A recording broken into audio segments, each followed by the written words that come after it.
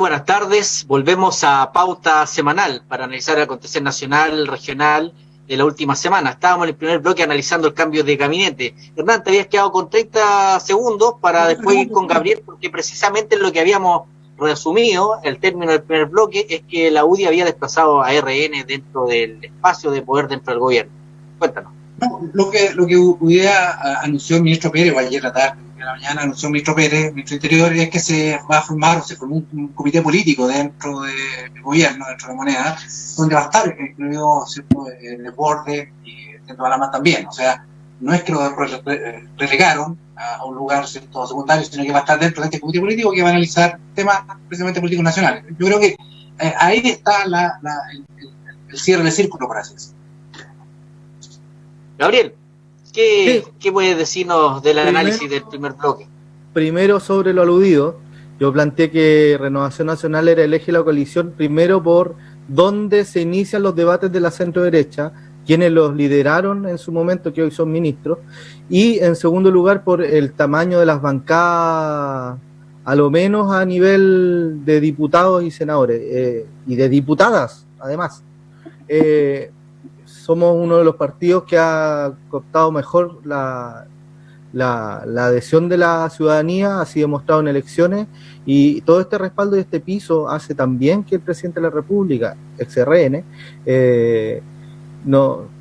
maneje estos equilibrios como sea. Aquí finalmente no hay cuota, tampoco RN pierde. Aquí yo entiendo que perdió Bópoli, tuvo su oportunidad y la aprovechó bastante bien, entiendo, pero lo está ocupando su sitial, el que le corresponde, y bien por ello y en buena hora.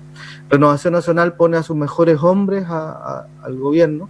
Y por último, plantear de que finalmente démonos también por percatados de que los gobiernos del presidente Piñera, lo menos aquí en Magallanes lo vimos, en su momento cuando hubo un aluvión, vino Evelyn Matei, quien era ministra del Trabajo, pero además vino a transmitir un mensaje de gobierno y a llevarse el mensaje local al Comité Político Nacional. Y esto es lo que hacen también los ministros, a lo menos en los gobiernos del presidente Piñera, que han tenido esta más polifuncionalidad. No miremos en menos, además, de que estamos en un debate importante con nuestro país vecino, Argentina, en materia antártica. No olvidemos además de que el control civil, el control de las calles en este estado de excepción está haciendo por parte de las Fuerzas Armadas. Entiendo que hoy son carteras bastante importantes. Uno lamenta que no tengan la representación cívico-política a nivel regional, pero van a ser ministros importantes, van a ser pivot en todos los temas políticos nacionales. Aparte de participar de este comité político, van a tratar de llevar un mensaje de gobierno y a todas las carteras, a toda la coalición, además, porque entiendo que ellos tampoco, como expresidentes de los partidos, tampoco dejan de formar parte de la institucionalidad partidaria. Eduardo, siguiendo con el análisis, pero te quiero llevar también a que hoy, viernes 31 de julio, se hace la cuenta pública del presidente. Antigua cuenta que se hacía los 21 de mayo y que hoy da cuenta. Yo ahí decir que bueno que en democracia las autoridades tengan que dar cuenta. Yo creo que eso es algo sano, aun cuando más que se trata de dar cuenta, generalmente dan anuncios y cuesta a veces hacerle seguimiento. Una cuenta pública donde probablemente también debiese marcar énfasis de lo que quedan de su gobierno, que son 20 meses, quizá ahondar los énfasis que espera de este último ajuste ministerial, pero también decir que en esta cuenta pública cuesta identificar el avance, porque al menos en mi opinión el gobierno perdió su agenda hace más de un año. El programa de gobierno, por distintas razones, algunos errores propios de la coalición, otros las circunstancias, hasta el estallido social, esta crisis sanitaria, que ha obligado claramente a cambiar quizás los ejes que tenía este gobierno en su programa, y por lo tanto desde el punto de vista de los avances cuesta calibrar o evaluar, pero principalmente en términos de las señales que se esperan en estos mensajes, ¿Qué es lo que esperas tú, como actor de la oposición, a esta cuenta pública del presidente? Coincide con menos de una semana de su cambio de gabinete. ¿Hacia dónde debiese apuntar o qué esperaría de esta cuenta? La verdad es que yo no espero mucho de la cuenta del presidente, porque los hechos recientes, donde hemos constatado, ¿no es cierto?, una especie de bunkerización de la política de derecha en el gobierno, es decir, los sectores más duros de la derecha son los que han tomado el poder en estos momentos, ¿no es cierto?, y que son los que siempre han estado menos dispuestos a escuchar, menos dispuestos a dialogar y que no comprenden básicamente cuál ha sido el malestar social y el origen de los conflictos que han derivado, ¿no es cierto?, en este 10% de la AFP, y discúlpeme que lo traiga a colación, que es el que inicia todas estas cosas. Si lo que ha hecho cambiar el gobierno es su línea política y su sacar parlamentarios para colocarlos en los lugares que ya hemos comentado, es porque fue tan fuerte lo que significó ese 10% que lleva 4 millones de personas ya al día de ayer, que han retirado cerca de 5.500 millones de dólares. Es una cosa abrumadora para el gobierno, que lo obligó a esta bunkerización, a hacer una especie de retiro al interior, ¿no es cierto?, de los sectores más duros. Ahora, también es un desafío para la oposición, discúlpame. También este es un desafío para la oposición, porque claramente no vamos a tener con quién dialogar en el gobierno, con las personas que han puesto allí. Y por lo tanto va a ser una oportunidad para lograr la unidad que todavía está muy débil, que todavía está no presente, ¿no es cierto?, en las intenciones de la oposición.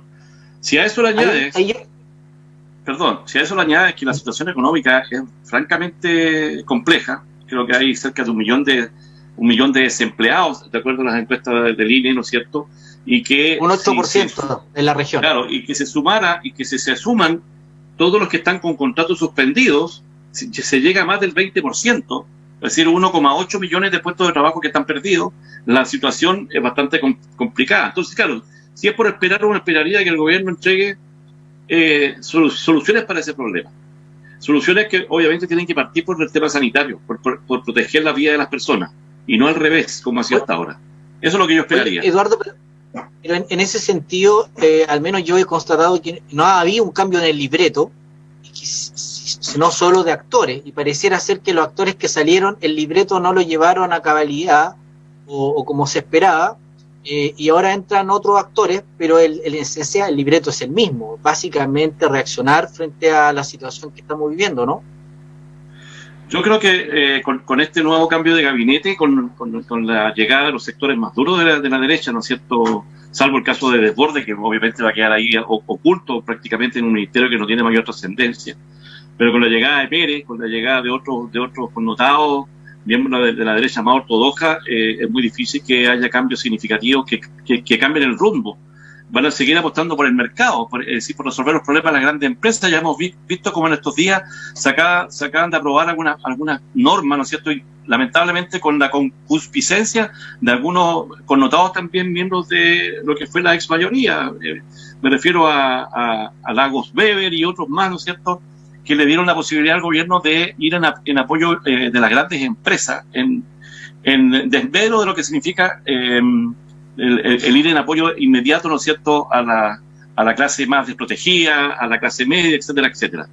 La verdad es que yo creo que el gobierno se autoasiló, ¿no es cierto?, en un discurso duro, porque su gran problema es el plebiscito. Y después del plebiscito, ¿no es cierto?, todo lo que viene en materia electoral. El efecto que va a tener en el alma, ¿no es cierto?, la derecha, el tema electoral va a ser demoledor. La gente tiene clara quiénes fueron los que supusieron el tema del 10% y quiénes han manejado la pandemia, ¿no es cierto?, con resultados desastrosos. Porque uno puede decir que ahora el ministro París está retomando una mirada, ¿no es cierto?, sanitaria que realmente ha mejorado la situación. Pero no nos olvidemos que tenemos más de 9.000 muertos y que en términos concretos somos uno de los países que peor lo ha hecho a nivel mundial. Estamos en el 7º lugar. Estamos junto con Perú, que también ha tenido una situación desastrosa en materia sanitaria. De manera que yo creo que no le doy no tengo mucha esperanza que el presidente haga un llamado, haga un giro dramático en función, ¿no es cierto?, de mejorar las condiciones de vida de los ciudadanos. Por el contrario, creo que se debe mejorar.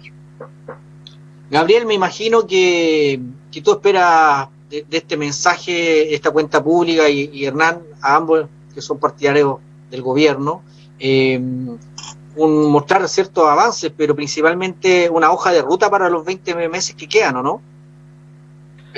Uno entiende de que la hoja de ruta... Hernán, por favor, dale. No, gracias. No, mira, esta caricatura, ¿cierto?, la derecha dura, porque, insisto, la izquierda se va a poner siempre. Fíjense, estaba leyendo la noticia de la gente que se llama hasta Blumen, ¿cierto?, estuvo en las cuerdas casi con una acusación constitucional. Derogante, decían, acusación constitucional contra Blumen, que después se desistieron, pero también ahí estuvo Blumen. Sí, mira, que le pongan, eso fue el primero. Segundo, se dice que no son dialogantes. Fíjense, y que la gente recuerde que Andrea Lamán, el senador Pérez, fueron protagonistas de los grandes acuerdos del año 90 y 2000 entre la concertación, ¿cierto?, y izquierda, y la derecha centro-derecha. Fueron los grandes precursores de los acuerdos.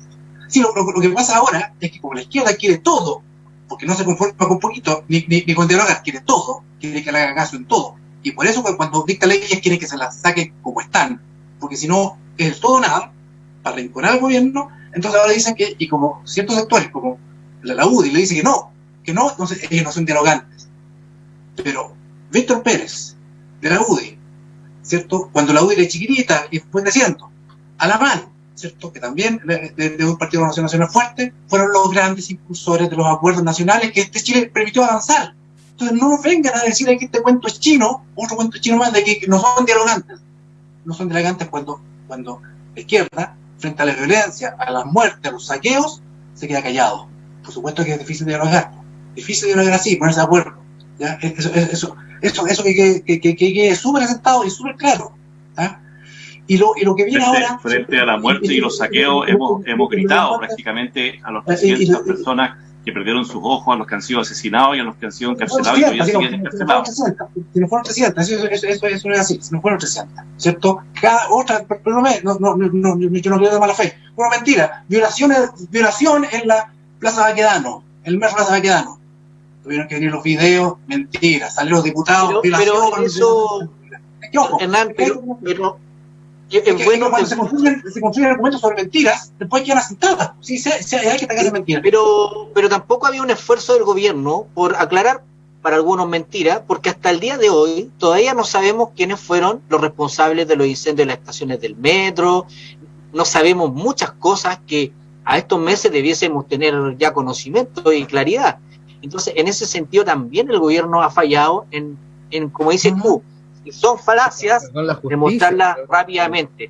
Gabriel, yo te había preguntado respecto a la expectativa de los 20 meses que quedan. Yo voy a hablar de todo lo que se ha hablado aquí también, porque han dejado varios cabos sueltos. Pero, a ver, de que el presidente Piñera, el más derechista de todo, el más duro, y que su gabinete, estando Belolio, estando Desbordes, es el del rechazo, desmitifiquemos eso. Hay una derecha muy diversa, una centro derecha que son muchas corrientes y están todas representadas en un gabinete dentro de los propios partidos, y fuimos los propios partidos de centro derecha quienes pusimos el foco de la discusión, a lo menos en opinión pública, a la clase media, y con los votos de la centro derecha se logra también el 10%. Yo no veo una oposición protagonista que haya logrado algo. Es más, yo los vi bailando y celebrando de una manera más circense, cosa que yo no celebraría cuando lo que los vecinos están pasando es hambre. Más allá de las discusiones internas que pueden ser loables de que le va a hacer bien a las pensiones, que le va a hacer bien a la economía, bueno, dijimos, ok, vamos a aprobar este proyecto porque finalmente va en beneficio de la clase media. Y finalmente la opción del presidente fue promulgarla inmediatamente, o sea, de que no hay diálogo y ya cerrarse al diálogo porque el ministro es malo, diciendo que lleva un día, es una cuestión muy cerrada. Hay que estar más llano a tratar de llegar a los acuerdos hoy, y desde octubre en adelante lo vengo diciendo. La política necesita su mejor rostro, de las mejores decisiones, del mejor diálogo posible. Expectativas para lo que hoy haga en la cuenta pública el presidente, hay harto que contar porque finalmente estamos ante las medidas excepcionales más largas y más más excepcionales de todas, valga la redundancia. Finalmente hay un programa de gobierno que se congela por esto, pero también hay propuestas de seguir adelante con varios proyectos, y esos son los que tienen que salir pronto. Se ha hablado de rebaja en número parlamentario, cosa que quizá para la ciudadanía hoy no es tan importante. De reforma al modelo de pensiones, eso sí que está en el debate público. De cómo mejorar la institucionalidad regional. Reactivación económica, ¿no? Bueno, la reactivación es un tema que hay que estar viendo día a día, y lo he dicho en varios programas, la gente está carente de mercado, porque la gente se alimenta del mercado, la gente obtiene sus bienes básicos, los esenciales para vivir, del mercado. Así que finalmente, cuando le estamos diciendo que es en su casa, hay cosas que el Estado no puede suplir, que trata de ir en ayuda, y entendiendo de que la excepcionalidad terminará, tenemos que avanzar en esa institucionalidad también para dar respuestas eficientes desde el Estado. Yo veo un Estado más oxidado que algo tan moderno que pudiese haber respondido de mejor forma, más ágil, tomando en cuenta a los territorios, las regiones, las comunas, los alcaldes, etcétera.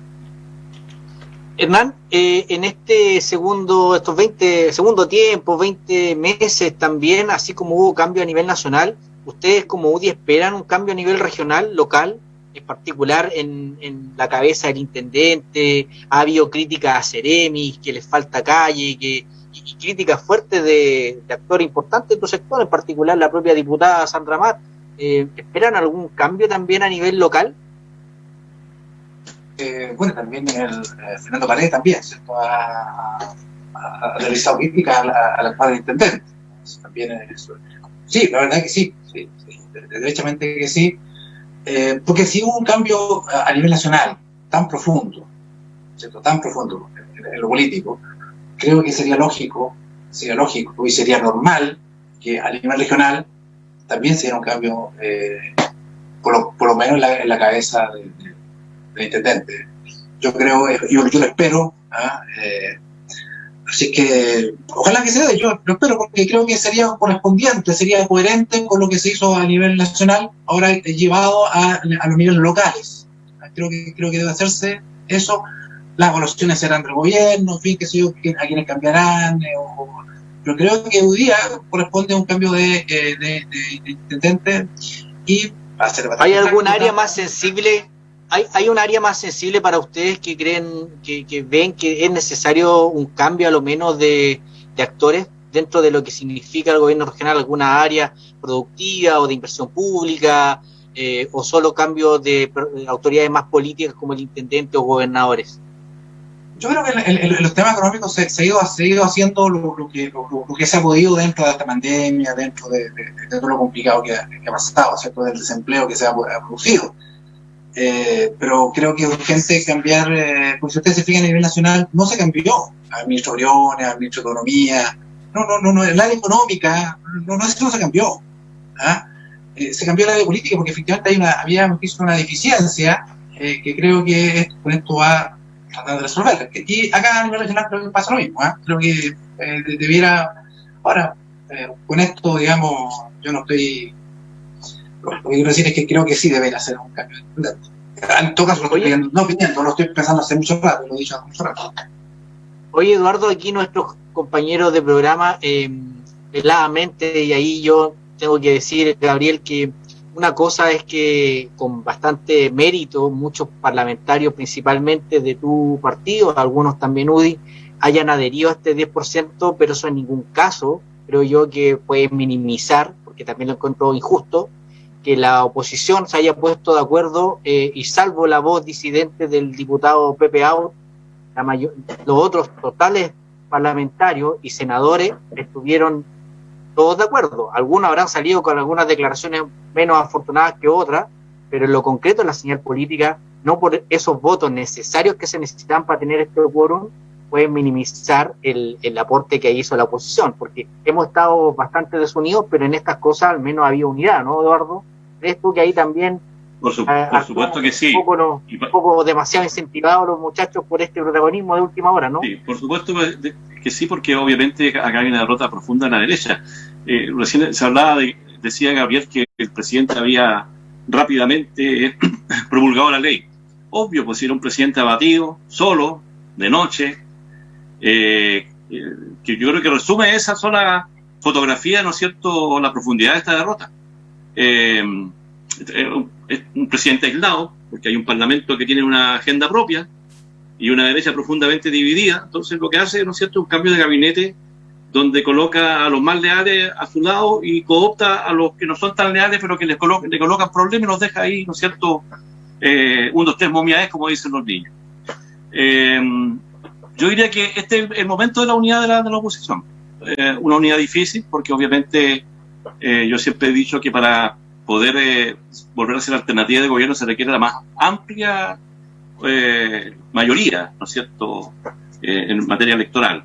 El plebiscito va a ser un momento histórico para eso, donde la gente va a poder opinar, ¿no es cierto?, respecto a que quiere un cambio fundamental en el tema político, que es precisamente cambiar la constitución del Estado, ¿no es cierto?, que nos rige desde aquella ciega época, ¿no es cierto?, de la dictadura del año 80, y probablemente a partir de esa misma discusión salgan nuevas ideas, ¿no es cierto?, para promover los valores del progresismo en Chile, en este caso de la centroizquierda, y por qué no, inclusive de sectores de la centro derecha que están efectivamente por cambiar el eje, ¿no es cierto?, de la vida de este país, ¿no es cierto?, hablando, ¿no es cierto?, de una economía sustentable, es decir, no una economía depredadora como la que se ve hoy día, donde los grandes negocios lo hacen las financieras y no los que producen. Y yo soy optimista respecto de que esto propone una posibilidad, ¿no es cierto?, de que haya un cambio en la oposición que permita esa unidad. Y coloquemos los caballos delante de la carreta. Para que haya unidad se requiere primero un proyecto. La gente habla, oye, es que no hay liderazgo, ¿no? Primero un proyecto. Los liderazgos aparecen solos. Un proyecto que unifique a toda la oposición y donde habrá que dejar de lado algunas cuestiones dogmáticas, ¿no es cierto?, que el mundo claramente nos está diciendo ahora con la pandemia que esos cambios tan dramáticos tienen que dejar de lado muchas de estas discusiones que no tienen mucho sentido en el día de hoy. De manera que soy optimista al respecto, Jota. Oye, Gabriel, aprovechando los últimos minutos, un ejercicio mental. 2 anuncios que esperas que el presidente haga hoy día.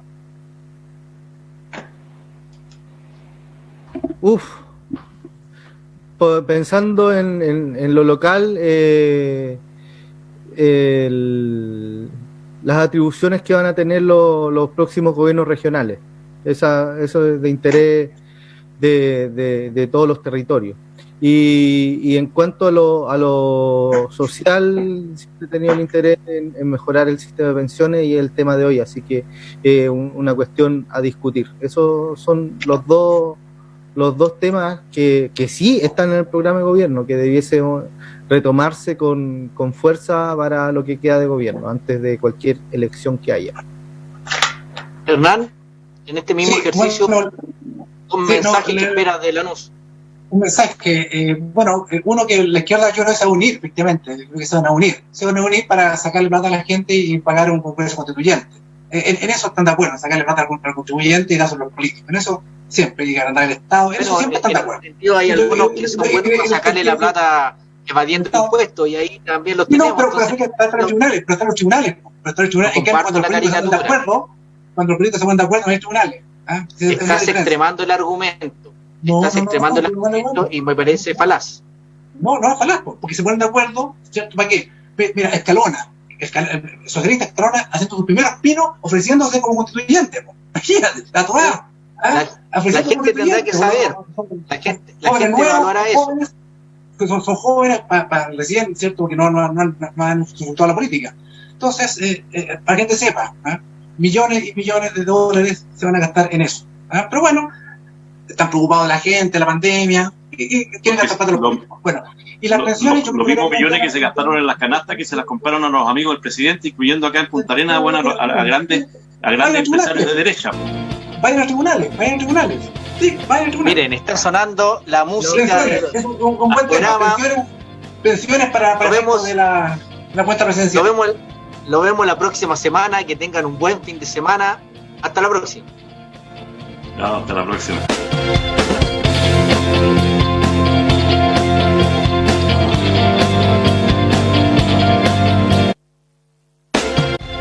Polar Comunicaciones, radio, televisión e internet presentó Pauta Semanal.